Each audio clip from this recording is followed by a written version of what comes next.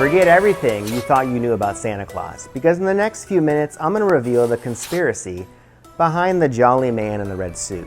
There's going to be ancient saints, corporate schemes, and geopolitical tensions that you'll see gave birth to our beloved holiday icon, Santa Claus. Ho, ho, ho. And you might never look at old Saint Nick the same way again. So it's December, and children around the world are eagerly waiting for a visit from a rotund, bearded man in a red suit. But why? Now the answer seems obvious. It's Santa Claus, the magical gift giver of Christmas.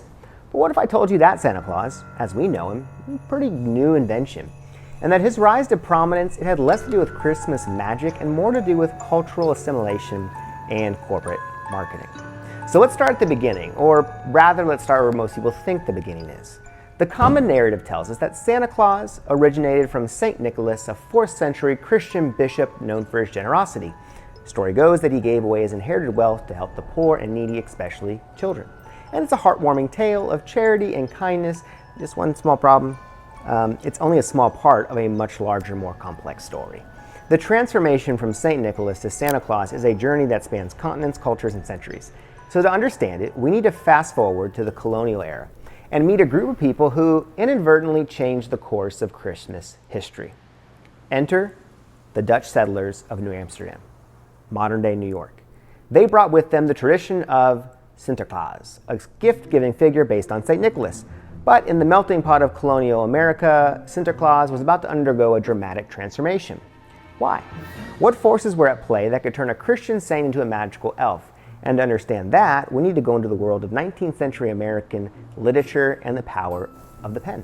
The early 19th century saw a surge in American literary nationalism. Writers were eager to create distinctively American traditions. And in 1823, Clement Clark Moore, or maybe Henry Livingston Jr., we're not sure who, penned A Visit from St. Nicholas, better known as 'Twas the Night Before Christmas. The poem introduced many of the characters we now associate: Santa, the sleigh, reindeer, even a chimney entry. But there's more to this story than just poetic license. Let's talk about the political and religious setting of 19th century America. The transformation of St. Nicholas into Santa Claus, it coincided with a significant trend: the separation of church and state.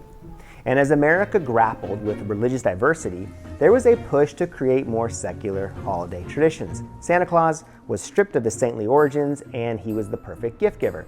And so Santa Claus wasn't just a tradition anymore, he was a unifying cultural icon. But here's where it gets really interesting. Remember we said earlier that Santa's appearance was largely defined by a poem?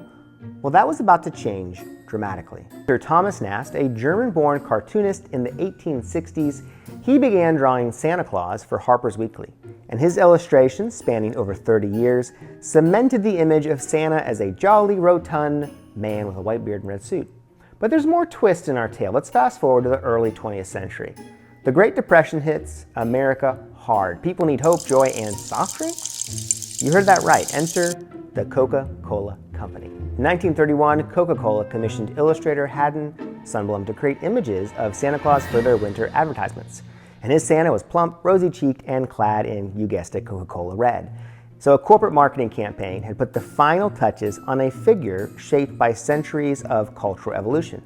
But it doesn't end there. And then during the Cold War, Santa Claus becomes an unexpected player in geopolitics. The North American Aerospace Defense Command, NORAD, began tracking Santa's Christmas Eve flight in 1955, originally due to a misprinted phone number in a Sears advertisement. What started as a mistake became a global phenomenon, with the Santa tracker now reaching millions of children worldwide each Christmas. So Santa Claus isn't an ancient, unchanging tradition. He's a relatively recent phenomenon shaped by literary creativity, cultural assimilation, commercial interests, and even Cold War politics. But here's the most fascinating part. Knowing this doesn't make Santa any less magical. In fact, I'd argue it makes him more so.